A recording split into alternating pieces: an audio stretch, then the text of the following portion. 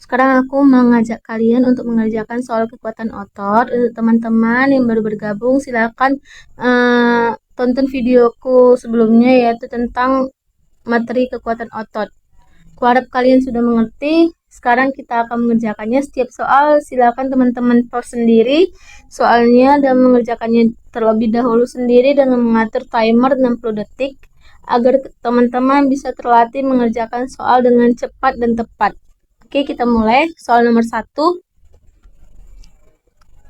Seorang pasien tidak mampu menggerakkan sendi lututnya, namun saat diperiksa, terapis merasakan adanya sedikit kontraksi pada otot quadriceps. Berapakah nilai kekuatan otot pasien tersebut berdasarkan skala MRC Medical Research Council?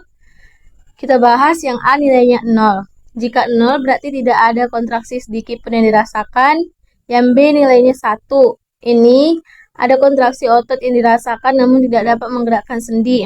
Yang C nilainya 2. Ini dia dapat menggerakkan sendi namun dengan posisi horizontal dan tidak mampu menahan gravitasi.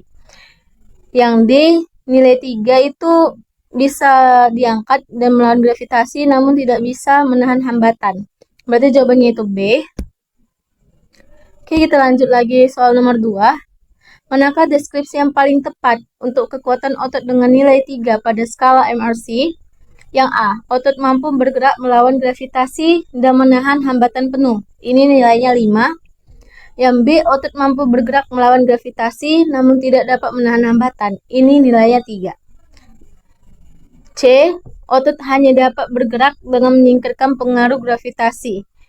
Ini nilainya 2. Yang D, hanya terdapat jejak kontraksi otot tanpa adanya gerakan sendi. Ini nilainya 1. Jadi jawabannya itu adalah B. Kita lanjut soal nomor 3. Pasien dengan kekuatan otot nilai 2 pada skala MRC dapat melakukan gerakan dalam posisi apa? A, melawan gravitasi sepenuhnya. Ini nilainya 5.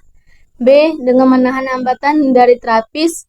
Ini tidak dijelaskan hambatan yang bagaimana, jadi masih rancu. Kita lanjut lagi yang C, hanya dengan menyingkirkan pengaruh gravitasi bidang horizontal. Ini nilainya 2. Yang D, tanpa adanya kontraksi otot sama sekali. Ini nilainya 0, jadi jawabannya itu C. Kita lanjut soal nomor 4. Seorang atlet dapat mengangkat beban berat dan menggerakkan sendi lututnya melawan gravitasi serta menahan hambatan penuh yang diberikan. Nilai kekuatan ototnya adalah, kalau nilainya 3, itu berarti dia bisa melawan gravitasi namun tidak dapat menahan hambatan. Kalau nilainya 4, dia dapat melawan gravitasi, dapat menahan hambatan tapi yang ringan sampai sedang. Kalau nilainya 5, berarti dia bisa penuh menahan hambatan. Dan yang D itu nilainya 6. Itu tidak termasuk skala atau nilai dalam menentukan kekuatan otot. Jadi jawabannya itu adalah C, nilai 5. Kita lanjut soal nomor 5. Apa perbedaan utama antara nilai kekuatan otot 4 dan 5 pada skala MRC? A, nilai 4 mampu bergerak melawan gravitasi, sedangkan nilai 5 tidak. Itu salah. B, nilai 4 hanya memiliki trace contraction, sedangkan nilai 5 tidak. Itu salah. C, nilai 4 dapat menahan hambatan sedang, sedangkan nilai 5 dapat menahan hambatan penuh. Itu benar. D, tidak ada perbedaan, keduanya dianggap normal. Itu salah.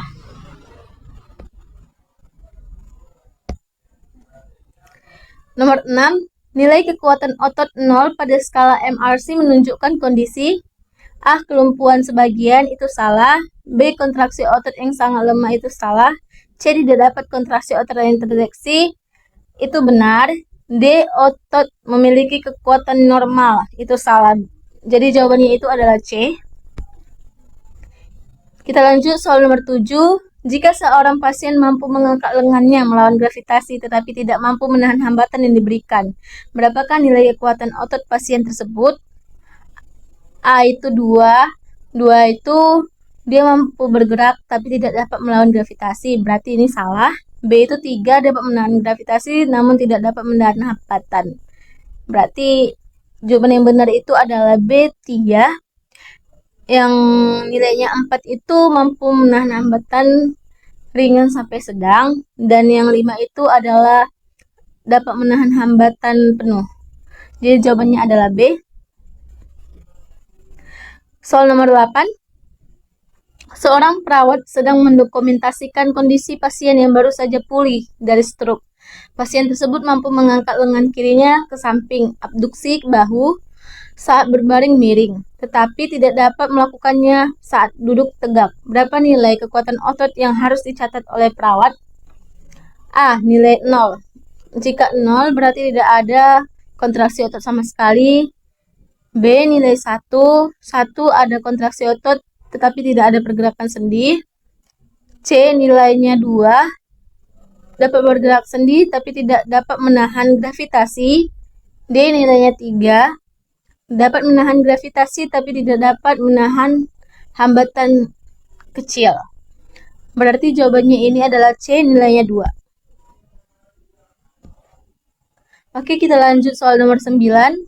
Pada saat melakukan pengkajian, seorang perawat mendapati pasien pasca bedah ortopedi menunjukkan kemampuan untuk menggerakkan sendi lututnya sepenuhnya, melawan gravitasi dan mampu menahan hambatan ringan yang diberikan oleh perawat.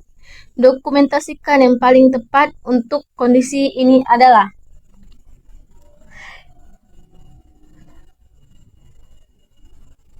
kita bedah. Yang A itu kekuatan ototnya 2. Kalau 2 itu berarti dia tidak dapat melawan gravitasi. 3 itu dapat menahan gravitasi tapi tidak dapat menahan hambatan ringan. 4 itu dapat menahan hambatan ringan. 5 itu dapat menahan hambatan penuh. Berarti jawabannya itu C, kekuatan otot 4/5. Selanjutnya soal nomor 10, ini adalah soal yang terakhir. Seorang perawat menemukan seorang pasien dengan kelemahan yang sangat berat. Saat diminta untuk menggerakkan kaki, pasien hanya dapat menggerakkan kakinya di atas ranjang tanpa mengangkatnya. Tindakan keperawat yang paling tepat untuk mendokumentasikan temuan ini adalah mencatat kekuatan otot sebagai nilai 1, trace contraction. Berarti ini dia cuma dapat dirasakan gerakan ototnya namun sendinya tidak bergerak. Nilai 2 ini dapat bergerak sendinya tapi tanpa gravitasi. Nilai 3 dapat melawan gravitasi tanpa ada hambatan. Nilai 4 gerakan melawan gravitasi dan hambatan ringan. Berarti jawabannya ini adalah B, nilai 2 gerakan tanpa gravitasi.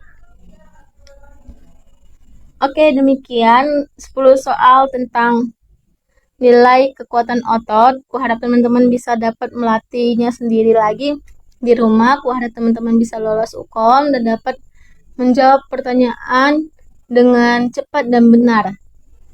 Terima kasih telah menonton video ini.